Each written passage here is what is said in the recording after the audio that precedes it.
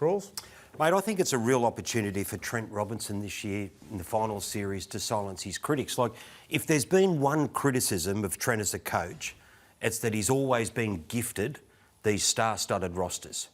And yes, he's won 3 premierships, and yes, he's proven himself to be a champion coach.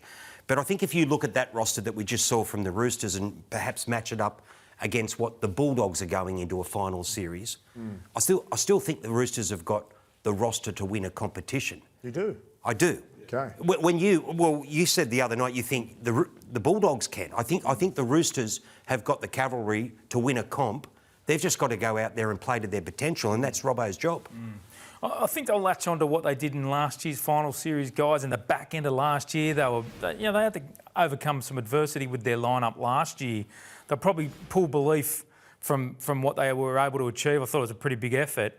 At the end of the day, Crawls, they haven't won a premiership since 2019, guys. And as you said, this is a club that doesn't muck around with their rosters. Like they build rosters to win comps, and it has been since 2019.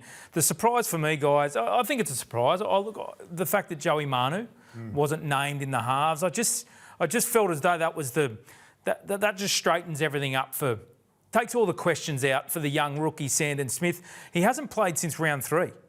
Starting. He hasn't played as a starting half for the Chooks since round 3. Now, mind you, that was against South and they pumped them. Yeah. Absolutely smashed them back then. So there's probably some confidence there for the kid. And we know this is the baton change also for next season, Smith in for Keary. So clearly they have confidence in him. Yeah. But for me, I'm a little bit surprised they didn't go with Joey Manu in the halves. Yeah, but Bray, do you think that there's a chance if they don't get their job done or look impressive, they can change for next year? Yeah, I think they've given Sandon the first crack because, I mean, last year he was impressive at the back end of the season and their intentions are for him to play there next year so that he gets first crack, which he deserves. Manu hasn't quite been in the best of form of late or up to his standards. So, but I really think that Manu, Swaliti, Tedesco, these guys have got to stand up. You know, they've really got to stand up and help the likes of Sandon Smith out.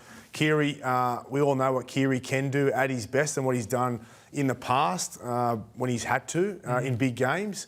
Whether he's still got that or not, that question mark hovers over his head, and this is an opportunity for him to say, you know what, I still do have it, and I can give it one last shot before I head overseas. But, Crawls, you think that this team, and you said it before, if you look at the roster and you look at the players they've got, are they better with this team than a lot of the other teams in the top 8? Well, maybe not a lot of the others, but I think it's an open premiership. You know, you take the injuries into account. Melbourne looked to be the standout team, although Munster's not at 100%. Nathan Cleary, we don't know where he's at, how strong he's going to be when he comes back from injury. Manly have got Tom now under an injury cloud. There's opportunity there for this Roosters squad to go out there and do their job. I also think Sandon Smith, is a little bit of a like for like.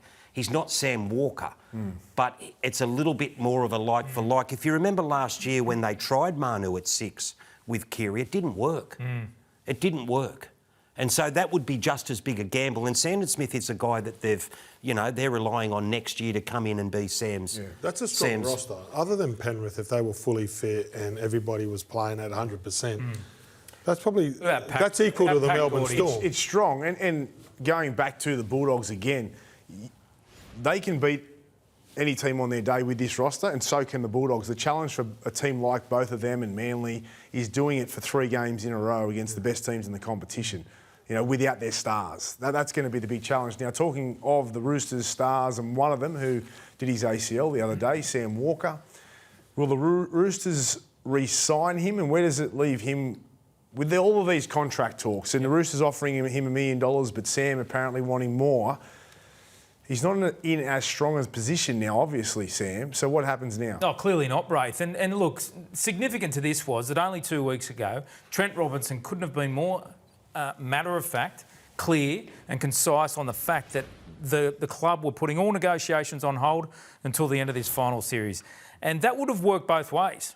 It would have worked certainly for Sam if the Roosters were going to go on and win a comp, but also too if it was a bit of a so-so final series, the Roosters could pull on some bargaining power too. We'd heard that Sam wanted 1.4, 1.5 million a year, and we'd reported it on NRL 360, but for the first time we read it today, that was actually the asking price.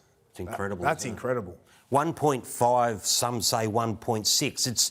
it's a lot of money when you figure that into a salary cap. That's a seventh of a salary cap. Yeah, it's huge. And when you look at the Roosters roster, I think that, you know, you've got to share the money around, otherwise it ain't going to work. I do think that, well, the talk is that the Roosters will still go forward with the offer that they've made, and that's probably around the 1 million mark. And I think the asking price is still a little bit high, but I get the feeling that they will meet halfway and something will be done. I think a club will pay that. 1.5. Well, if they do, they crucify their roster. Well, let's just to put it. Okay, so to me, that's a state of origin winning playmaker. That's a grand final winning playmaker. That's a Nathan Cleary. If Nathan Cleary come on the market, that's probably Nathan Cleary money. Gordy, let me put it into context. This weekend, the Sunday Telegraph will be revealing the richest players in the game, and 1.5 million would make Sam Walker the highest paid player in the game. There you go. Now, I feel sorry for Sam because this was his real opportunity to cement or prove himself in this final series as the man you just spoke about. You know, as a guy like Cleary who could go out there and dominate a final series, or try to, which then would have put his price up, which then would have had to make the Roosters move, and it would have had other interest from clubs who would have maybe paid 1.3 or 4 at the very least, whereas now he may have to sign that contract. But he's still a young man. What is he, 22 years of age? He's still got, 14 years left in the game potentially.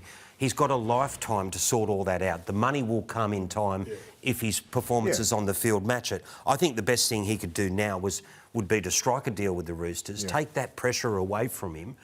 They've got a club that want to sign him, give him time to get back on the field, take away that emotional stress, the worries there, and, you know, they move forward. A bit of